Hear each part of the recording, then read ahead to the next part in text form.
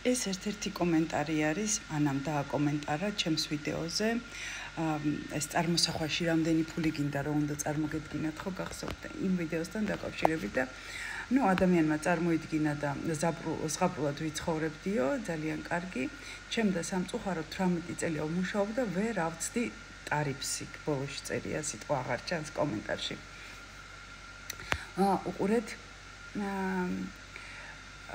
ადამიანს უწევს შრომა.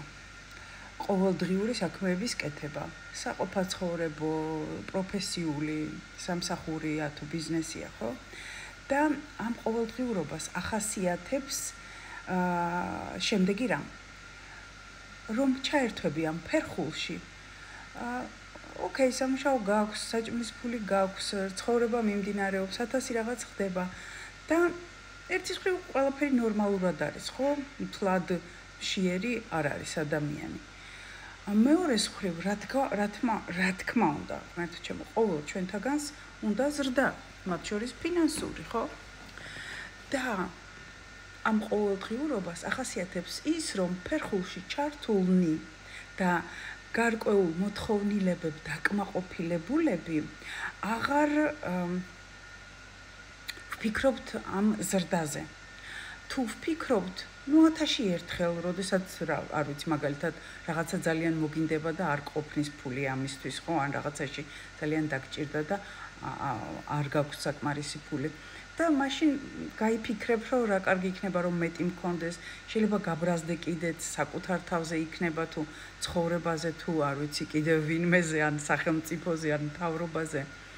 მაგრამ ეს არის წამიერი ფიქრი და თანაც როგორი იცით, რომ არ გაქვს იმას უფრო ფიქრობ, ვიდრე იმას თუ როგორ გაზარდო შენი შემოსავალი. რეალურად ნებისმიერი ადამიანი რომ დაჯდეს და დაფიქრდეს, კაი, 2ჯერ და 10ჯერ და 100ჯერ მეცი არ არის საუბარი. აი, თუნდაც 10-20%-ით რომ მოგემატოს უახლოესი 6 თვის განმავლობაში, ხო? სიტყვაზე 1000 გქონდა და გაგიხდეს 1200, 1150. ხომ კარგია. ამაზე უარს ხო არავინ არ ვეტყვით, ხო? მაგრამ ამისკენ არ მივმართავთ. აი ამას მიზნად არ ვისახავთ, უბრალოდ გავაჟღერეთ, ისიც გავაჟღერეთ ნეგატიურ კონტექსტში, რომ არ გაქვს და რა ცუდია რომ არ გაქვს, ხო? და ის რომ დაფიქრდე, ოკეი, მე ეს გადავაქციე ჩემს მიზნად, რომ 6 თვეში მქონდეს 20-25%-ით მეტი შემოსავალი. მე არა უბრალოდ ვთქვი, რომ ეს ჩემი მიზანია, არამედ დავიწყე ფიქრი იმაზე, თუ როგორ შეიძლება რომ ეს მოხდეს. რა გზებით? ესე თუ ისე, თუ ისე, თუ ისე, ხო? ადამიანები ამას არ აკეთებენ ხოლმე, იმიტომ რომ პირველი მიზანი უკვე გავაჟღერე, ესა მიზეზი უკვე გავაჟღერე, ხო?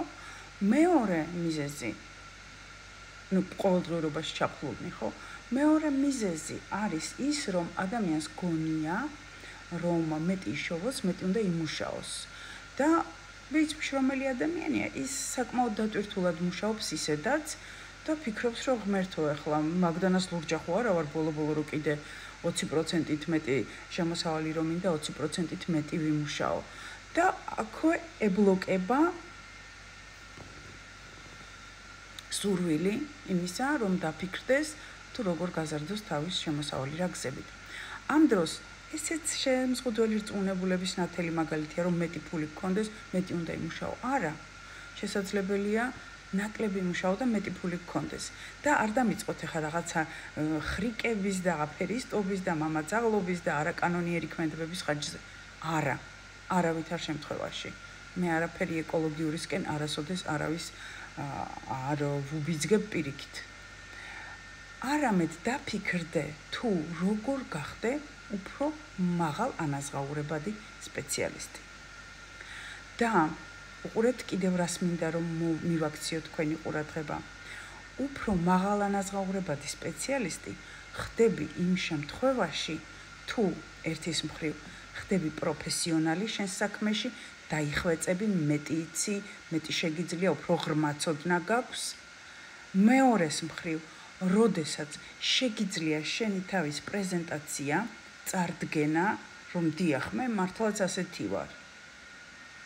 და ეს ძალიან ბევრ ადამიანს არ შეუძლია და მესამე ძალიან მნიშვნელოვანი, რასაც ადამიანები არ აქცევენ ხოლმე ყურადღებას და ფაქტობრივად მეორე რაც დავასახელე ის ამ მესამეში შედის.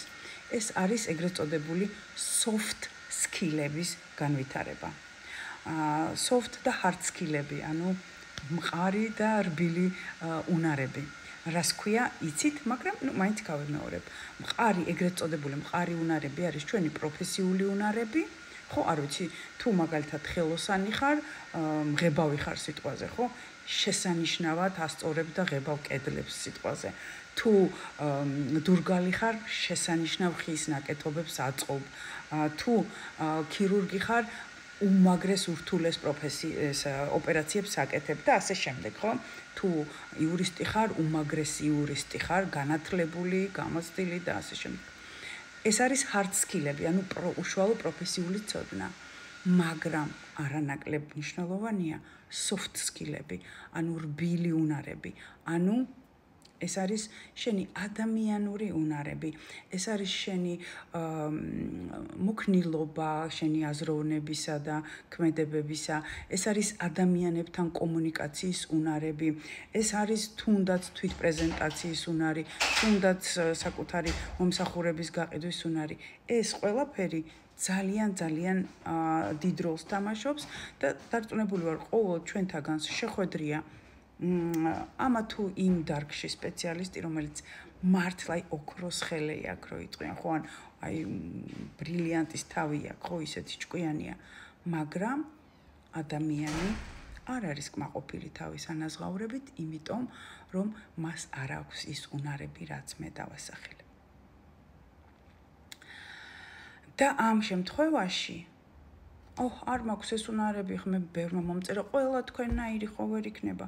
არა, დარც უნდა იყოს, მაგრამ ყველას, აბსოლუტურად ყველა ადამიანს შეუძლია დაფიქრდეს, რა უნარები აკლია მას, hard skill-ები იქნება თუ soft skill-ები, რომ განივითაროს იმისათვის, რომ საწადელ მდგომარეობას, საწადელ შემოსავალი ცხოვრების ხარისხზე და ცხოვრების დონეზე უშუალოდ აისახება. და დაფიქრდე, რომ მე მინდა ეს, რა უნარები მაკლია, ეს.